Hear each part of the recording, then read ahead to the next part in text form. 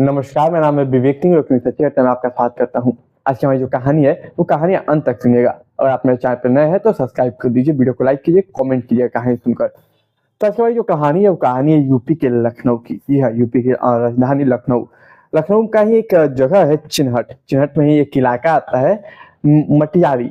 इसी मटियारी से लगभग 100 मीटर की दूरी पे एक दुकान था एक शख्स का, जिसका नाम था अफर। अफर के नाम के शख्स का एक दुकान था। वो होता क्या है कि तकरीबन 22 दिसंबर साल 2024 की बात है, लगभग 1 बजे दिन की बात है। वो साफ सफाई करने के लिए अपनी दुकान की ओर जा रहा था। उसी के दुकान से कुछ पहले, मतलब एक दो दुकान आगे पीछे, वो देखता है एक दीवार जो कि 2 बाई 2 यानी कि 2 फुट के तकरीबन में था। तो 2 बाई 2 के जो था दीवार, वो देखता है कि कट बना हुआ है, एक होल किया गया है। वो जब देखता है होल, तो वो झांकने की कोशिश करता है। तो उसके सामने एक और दीवार थी और उसमें भी सेम वैसा ही कट यानी कि होल किया हुआ था। और वो जो होल था वो डायरेक्ट बैंक के अंदर जा रहा था। उस शख्स को बहुत अजीब लगती है ये बात। वो फौरन पुलिस को कॉल करता है। अब जो पुलिस थी वो फौरन उस बैंक, यानी कि वो बैंक का नाम था Indian overseas bank. Indian overseas bank के मैनेजर को कॉन्टेक्ट किया जाता है। उस बैंक के मैनेजर को बुलाया जाता है। पुलिस मौका पर पहुंचती है। बैंक खुलवाया जाता है। माफ किया, बैंक खुलाया था। जब बैंक में जाता है तो बोलता है कि बोलते हैं पुलिस, चेक करो सब कुछ सही तो है। वो कहता है सर 12 लाख रुपए है और काफी पैसे गायब है। फिर फौरन मैनेजर ये देख के पसीने छूटने लगते, वो फौरन जाता है जहाँ पे लॉकर रूम होता है वहां पे। वहां देखता है तो उसके होश उड़ जाते हैं। लॉकर रूम में तकरीबन 90 लॉकर थे। उनमें से 42 लॉकर टूटे पड़े थे, 42 लॉकर खाली हो चुके थे, पूरे साफ थे। ये देख के हालत खराब हो जाता है बैंक मैनेजर का। ये बात फोन वो अपने पुलिस को बताता है।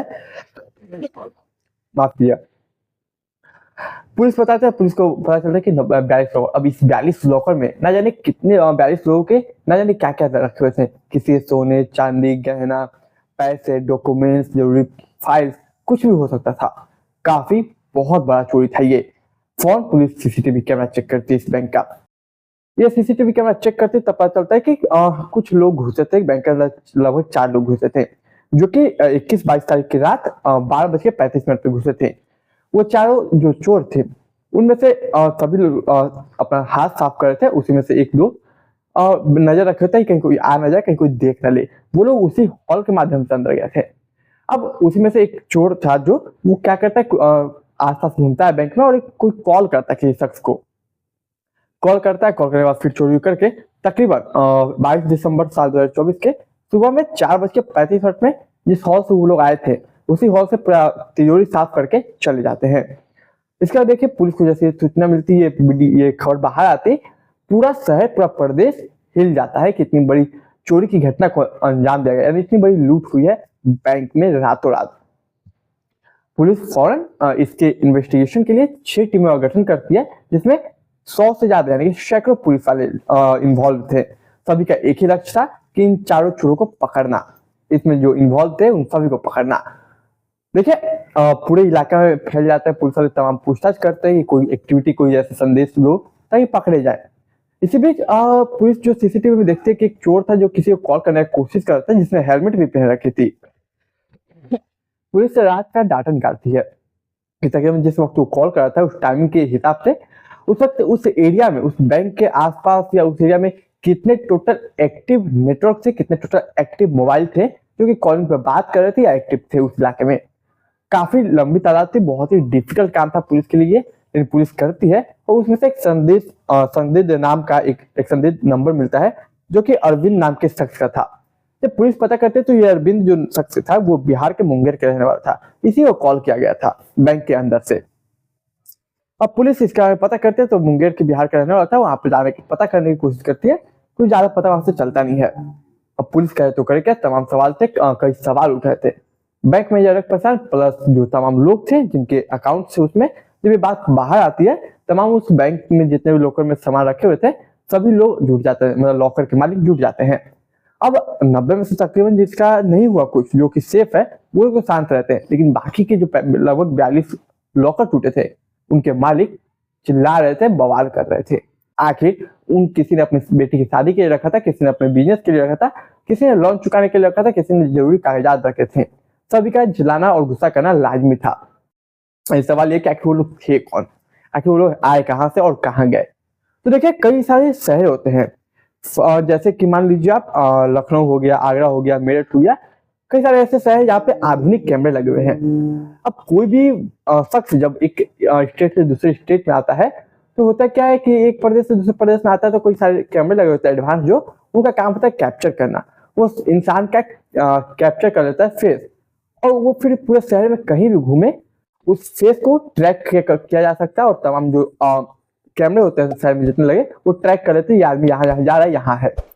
अब पूरे शहर यानी कि पूरे लखनऊ का शहर कैमरा खंगाला जाता है।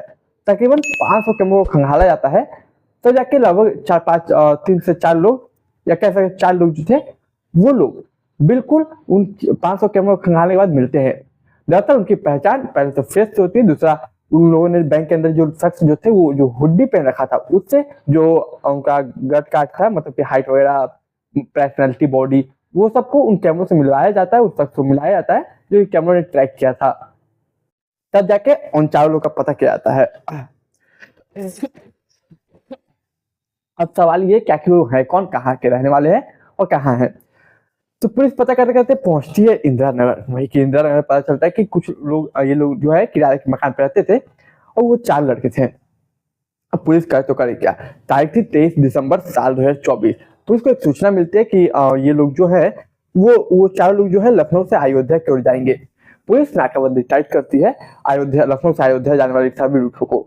सुबह 8 बजे के लगभग उन्हीं में से कुछ लोग पहुंचते हैं, 3-4 लोग। वो लोग पहुंचते हैं और पुलिस को देखते ही फायरिंग शुरू कर देते हैं। अब जवाबदेही में पुलिस भी फायरिंग करती है। इसमें से एक अपराधी था जिसको पुलिस की गोली पैर पर लग जाती है, और पुलिस की गोली उसके पैर पर लग जाती है। और वो अपराधी कोई और नहीं बल्कि जो बैंक में बात कर रहा था जिससे, वो अरविंद था। अरविंद जो कि बिहार के मुंगेर के रहने वाला था। बाकी जो लोग थे उनके नाम सुनिए। कैलाश बिन वो शख्स था। इसके बाद एक बलराम नाम का शख्स था। कैलाश भी शायद बिहार के मुंगेर का था और बलराम भागलपुर का था। ये लोग पकड़ाए जाते हैं। अभी लोग पकड़ाते हैं, पुलिस अरेस्ट करती है और सबसे पहले पूछताछ करते हैं भाग क्यों रहे थे, किससे बच रहे थे और पुलिस ने हमला क्यों किया। हालांकि पुलिस तमाम तरह से अलग अलग तरीके से घुमा के सवाल करती है, वो सवालों में उलझ जाते हैं और पुलिस सवालों को कंफ्यूज हो जाते हैं, उसकी वजह से जवाब देने लगते हैं, वो हार मान लेते हैं। और तब पता चलता है कि इन लोगों ने उस बैंक को लूटा है। और ये लोग केवल अकेले नहीं थे, इन लोगों के साथ कुछ लोग और थे। पहला जिनके नाम मिथुन, दूसरा जिसका नाम है सनी दयाल, और तीसरा सोवित। ये लोग जो थे जो कि ये लोग भी इन्वॉल्व थे इसमें। टोटल लोग 6 लोगों की टीम थी। ये लोग बोलते कि सर हम लोग यहाँ इंदिरा नगर में रहते थे और हम लोग कई दिनों से एक बड़ी लूट के तलाश में थे। तो 17 दिसंबर साल 2024 को हमने डिसाइड किया कि बैंक शहर का पूरा घूमते हैं पूरा शहर, जो भी बैंक में कम सिक्योरिटी होगी उस बैंक को लूटेंगे। तो लगभग 50 बैंक के लोग घूमते हैं, फिरते हैं, देखते हैं, रेकी करते हैं, और तब जाके उन्हें वही मिलता है इंडियन ओवरसीज बैंक, जो कि लखनऊ के चिरहट मटियारी के इलाके में आने वाला बैंक है।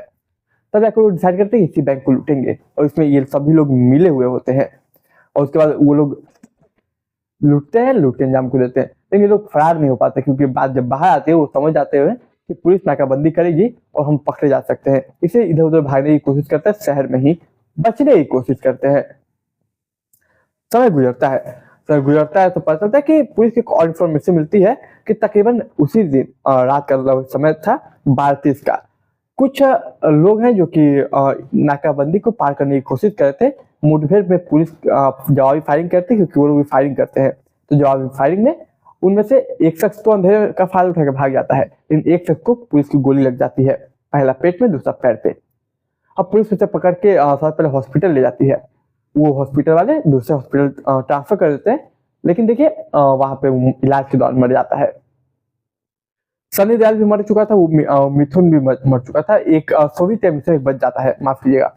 इसके बाद एक दिन बाद पुलिस को एक और जगह का इंफॉर्मेशन मिलता है कि यहाँ पे लखीसराय वाला रास्ता है, यूपी और बिहार का जो बॉर्डर है, वहां पे कुछ बदमाश है जो कि पुलिस के साथ बहस कर रहे थे, और फिर मुठभेड़ में वहां भी एक अपराधी में से कोई एक मर जाता है। इतने लोग मर जाते हैं और अभी भी 1 से 2 लोग फरार चल रहे हैं। वो पकड़ाएंगे नहीं पकड़ाएंगे वो तो कहना मुश्किल है, लेकिन उम्मीद है पुलिस अपनी पूरी कोशिश कर रही है। तो देखिए इन लोगों को लगा कि लोग आएंगे, चोरी करेंगे और डकैती करेंगे, तो और भाग जाएंगे। वो इस बात से बिल्कुल अनजान थे कि शहर के कुछ एडवांस सीसीटीवी कैमरे होते हैं जो कि उनको पूरे शहर में ट्रैक कर देते हैं, और वो एक बार उस सीसीटीवी कैमरे की नजर में आ गया। तो वहीं से पुलिस को जब ये खबर मिलती है, सीसीटीवी कैमरा चेक होता है, तमाम लोगों की शिनाख्त होती है, पहचान होती है, और इस तरीके से वो होता है। और वाकई में उस बैंक जो इंडियन ओवरसीज बैंक था, उसकी सिक्योरिटी काफी वीक थी, और ये एक सिक्योरिटी का मामला भी था। तो देखिए आज की सच्ची घटना हमारी यही थी। उम्मीद करता हूँ आज की सच्ची घटना आपको पसंद आई होगी। तो ये कहानी सुनाने का उद्देश्य केवल समाज में जागरूकता फैलाना था। तो देखिए मैं मिलूंगा एक नई कहानी में, तब तक के लिए मुझे इजाजत दीजिए। ये कहानी आप ज्यादा लोगों के साथ शेयर कीजिए, दोस्त रिश्तेदार परिवार। ज्यादा वीडियो को लाइक कमेंट कर लीजिए कमेंट बॉक्स में, और मैं मिलूंगा एक नई कहानी में, तब तक के लिए मुझे इजाजत दीजिए।